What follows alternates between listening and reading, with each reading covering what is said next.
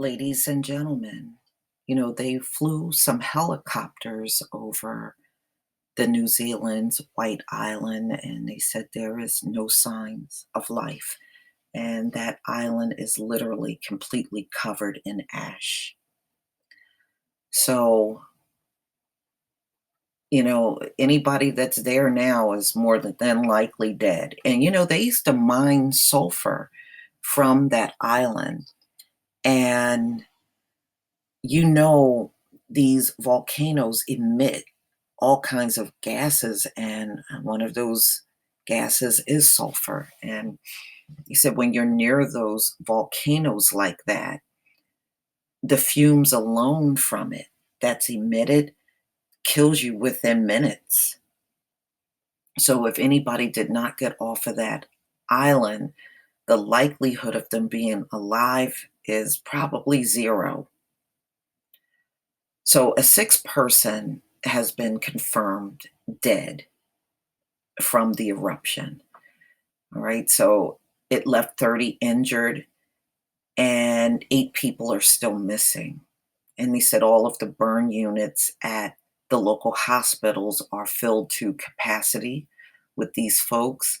And they describe exactly what they saw when they got there. And it is pretty grim.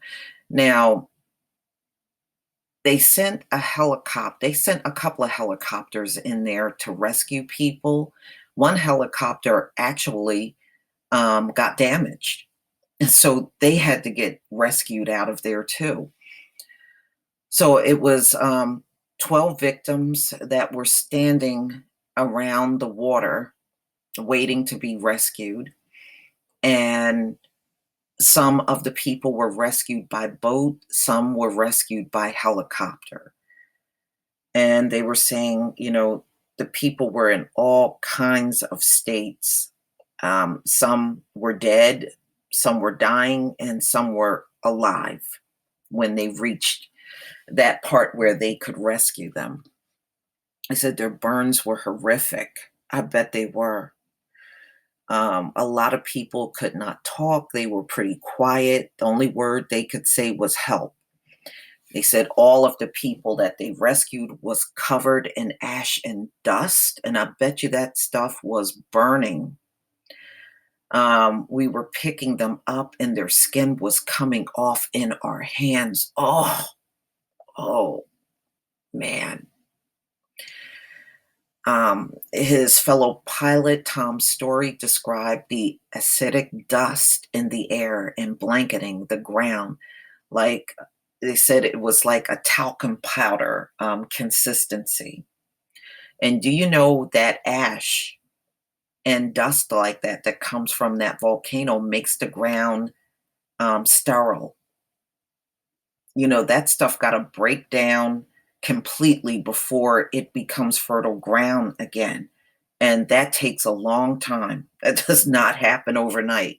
It could be years before you see anything growing on that island again.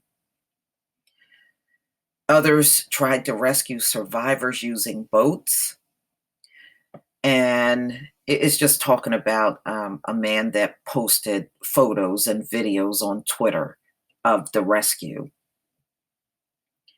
The boat ride, tending to people our boat rescued was indescribable. Skade, I guess that's his name.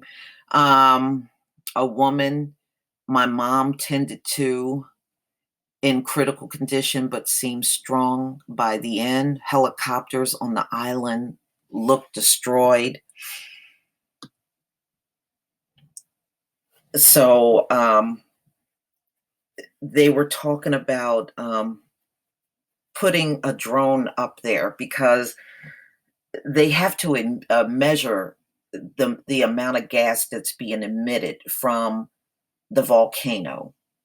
So, when I looked a little further in the article, they were talking about putting drones up to get a good view and plus test the level of gas on the island. But they said there's absolutely no signs of life after doing a flight over the island. They saw absolutely nothing. At the time of the eruption, there were 47 visitors on the island, and it happened at 2:11 p.m. on Monday. And they said the volcano was very violent from what I was reading. They said this was a violent one. And it launched thick clouds of ash 12,000 feet into the air. Some survivors with severe burns. Half of the visitors were from Australia, 9 of them were Americans, and they had other visitors from New Zealand, China, Germany, Malaysia, and the United Kingdom. Now, a lot of these people came there on the Royal cruise ship, and it's one of the stops they make. Um, I guess on their way to Australia, and the ovation of the sea. So their survivors' age range from 13 to 72, according to New Zealand's chief medical officer, Pete Watson. So what they're doing with these folks, they are allowing them to stay in the hospital long enough for them to get well, and then they're going to transfer these people back to their home countries. So the injuries are from burns from the hot gas, ash, and debris, and insulation burns from the sulfur dioxide, methane, and other gases spewed during the eruption. So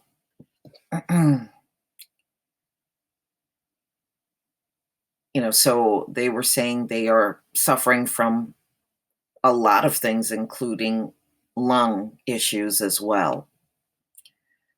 Windy conditions on the island and the fact that minor volcanic eruption activity is still taking place. So there are other eruptions that happened since the big one on Monday. So yeah, it's not safe to be there. There's no way. Um, there's no way. Police said they plan to fly drones carrying equipment to test gas levels. Though crews were kept off the island on Tuesday. Yeah, you can't go back there, especially if it's still having eruptions. How do you go back on there? That's mm-mm. Okay. So moderate volcanic unrest continues on Waikari, White Island, with substantial gas, steam, and mud bursts observed at the vent located at the back of the crater lake. Wow. A lot of times these volcanoes do emitting gas and all kinds of things and even plumes of smoke even before these eruptions. And I wonder if that was going on and these people just ignored it. You have to wonder. So,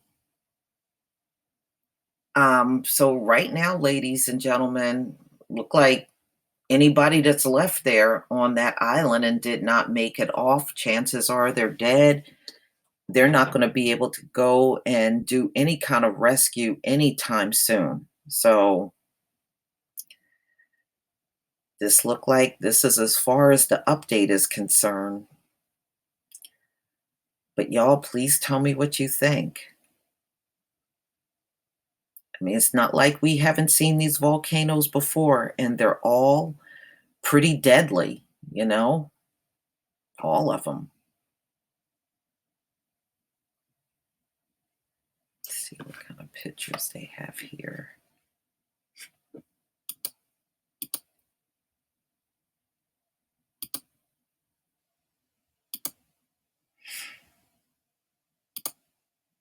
Yeah, look at all that ash. I saw this one actually on the first day.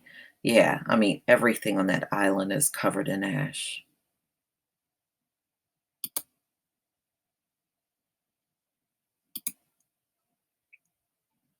Yeah, they were a damaged helicopter.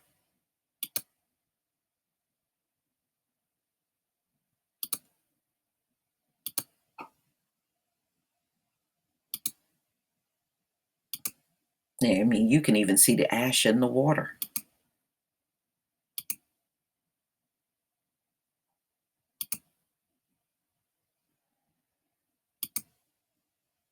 Wow. Well, please leave your comment and subscribe, ladies and gentlemen. And I'll see you on the next video. Peace, family.